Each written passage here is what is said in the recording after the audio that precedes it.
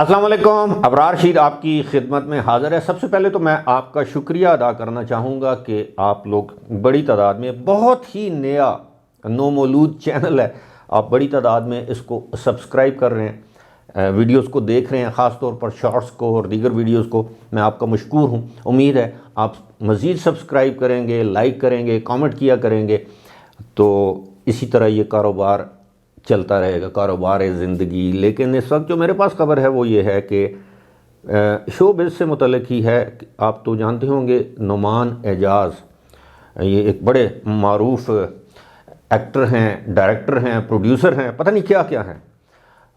थोड़ा सा मैं आपको ये बता दूं कि किसी ज़माने में मैं और नुमान एजाज़ हमने एक दूसरे के ख़िलाफ़ क्रिकेट का मैच खेला हुआ है। जी हाँ, किसी ज़माने में ये शोबिज़ या फिल्म स्टार 11, ये नुमान एजाज़ थे उस टीम में, फैसल कुरैशी थे, अल्लाह मग़फ़िरत करे जमील फ़खरी थे, कुछ और भी अदाकार थे जो मेरी अब यादाश्त में नहीं रहा। मेरा ख़्याल है ये 1997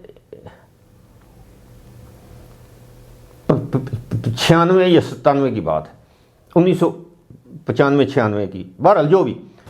तो फिर हमने इकट्ठे बैठ के खाना भी खाया, नुमान एजाज़ और जिनका मैंने नाम लिया है, फैसल कुरैशी, अल्लाह मग़फ़िरत करे जमील फ़खरी, ये सब लोग। नुमान एजाज़ जो हैं वो सुलझे हुए इंसान हैं, लेकिन उन्होंने हाल ही में एक बयान तो नहीं, लंबा चौड़ा बयान दिया है सोशल अपना किसी मतलब एक टेलीविज़न शो में। वहाँ जो होस्ट ने पूछा नुमान एजाज़ से कि अगर आपको सेंसर बोर्ड का चेयरमैन बना दिया जाए तो आप क्या करेंगे। तो उन्होंने कहा कि मैं पाकिस्तान के तमाम टेलीविज़न ड्रामों को बैन कर दूंगा। अब ये बात करनी थी कि सोशल मीडिया पर भूचाल तो आना था। वो ख़ुद एक ड्रामा आर्टिस्ट, एक्टर हैं। सुनने में आया कि वो कनाडा में भी उनका कोई कारोबार है, रेस्टोरेंट है, या कनाडा शिफ्ट हो गए या नहीं हुए, वल्लाह आलम। इतना मुझे मालूम है वो कनाडा आते जाते रहते हैं और शायद कनाडा में उनका कोई रेस्टोरेंट या स्टोर है या जो कोई बिज़नेस है।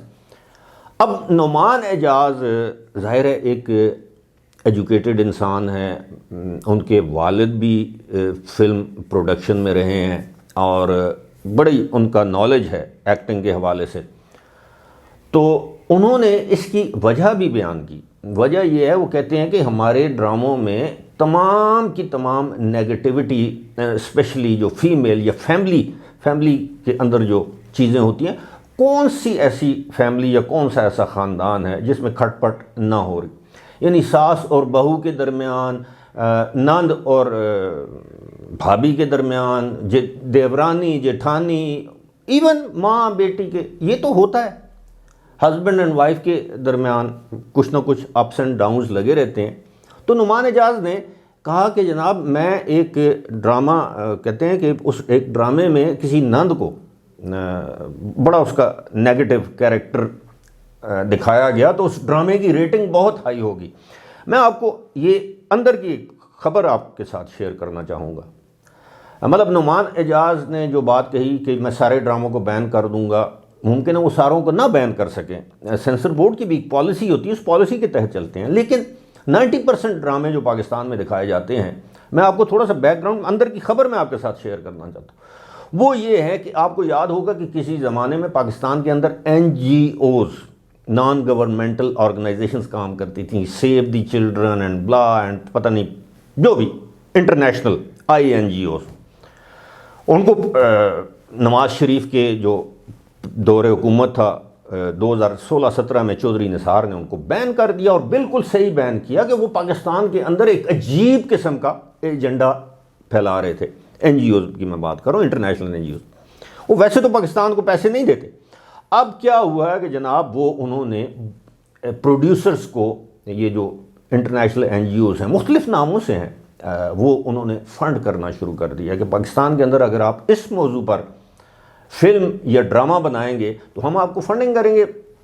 तरीक़ाकार طریقے تو ہیں نا، ترکی میں ڈرامہ بن رہا ہے، یو اے ای میں بن رہا ہے، سنگاپور میں بن رہا ہے، ہانگ کانگ میں بن رہا ہے، کسی بھی دوسرے ملک میں بن رہا ہے، تو اتنے پیسہ کون لگا رہا ہے؟ پھر وہ باقاعدہ اس چیز کو مینج کرتے ہیں کہ جناب یہ ڈرامہ جو ہے وہ جیو پر چلے گا، ایئر وائی پر چلے گا، ایکسپریس پر چلے گا، یعنی ان کے جو انٹرٹینمنٹ چینلز ہیں. اور جتنا پاکستان کو آپ بدنام کریں گے اپنے ڈرامے میں یا ان کی اخلاقی اقدار کی نفی کریں گے، اتنا وہ ڈرامہ پاپولر ہوگا، کیونکہ اس کی ریٹنگ ہائی ہو جاتی ہے.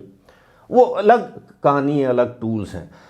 تو اس میں اب آپ دیکھیں نا، پاکستان میں جب آپ پاکستان کو بدنام کریں تو پھر آپ جو خاتون بدنام کرے، ڈرامہ بنائے، فلم بنائے، شارٹ فلم بنائے، تو اس کو آسکر ایوارڈ بھی ملتا ہے، اس کی پوری دنیا میں پذیرائی بھی ہوتی ہے. وہ اس لیے کہ آپ پاکستان کے خلاف کام کر رہے ہیں اور یہی ان کا ایجنڈا ہے، وہ آپ کو فنڈ کر رہے ہیں. تو نعمان اعجاز کی میں اس بات سے ایگری کرتا ہوں کہ پاکستان کے ڈراموں میں وہ زیادہ تر تو یہی چیزیں دکھائی جاتی ہیں کہ ایک شادی شدہ خاتون ہے، اس کا افیئر چل رہا ہے کسی دوسرے شادی شدہ شخص کے ساتھ یا اپنے باس کے ساتھ. It's okay, come on, this is not our society. تو نعمان اعجاز کی اس بات سے جو لوگ ڈس ایگری کرتے ہیں وہ کر سکتے ہیں، لیکن میں ذاتی طور پر یہ سمجھتا ہوں کہ نعمان اعجاز نے جو کچھ بھی کہا، میں اس سے 100% اگر نہیں تو میں کم از کم 70% تو میں ایگری کرتا ہوں. چلیں وہ سارے ڈراموں کو بین نہ کریں، لیکن ایسے ڈرامے جو پاکستان کی اساس کو، یہ سونیا گاندھی نے کچھ عرصہ پہلے، یہ جو انڈین کانگریس کی جو جماعت کی جو لیڈر ہیں، انہوں نے کچھ عرصہ پہلے ایک انٹرویو میں کہا تھا کہ ہمیں پاکستان کو فتح کرنے کی ضرورت کیا ہے، ہمارا کلچر تو وہ اپنا رہے ہیں. یہ دیکھ لینا، مہندی، مائیوں، اپٹن، لٹرم، پٹرم، 8-8 10-10 دن شادیاں چل رہی ہوتی ہیں. تو یہ ایک یلغار ہے. اور جب تک اب ہمیں وہ دور بھی یاد ہے جب پی ٹی وی پر پاکستان کے ڈرامے چلتے تھے، تو آپ یقین کریں فیملی ساتھ بیٹھ کے دیکھا کرتی تھی. اب تو ایسے ڈرامے آ جاتے ہیں، خدا گواہ ہے کہ میاں بیوی ساتھ بیٹھ کر دیکھنے میں شرم محسوس کرتے ہیں. بہرحال میں I agree with Noman Ejaz what he said and I support him، اور مجھے یقین ہے کہ آپ لوگ بھی اس کو سپورٹ کریں گے. فی الحال مجھے دیجیے اجازت، خدا حافظ.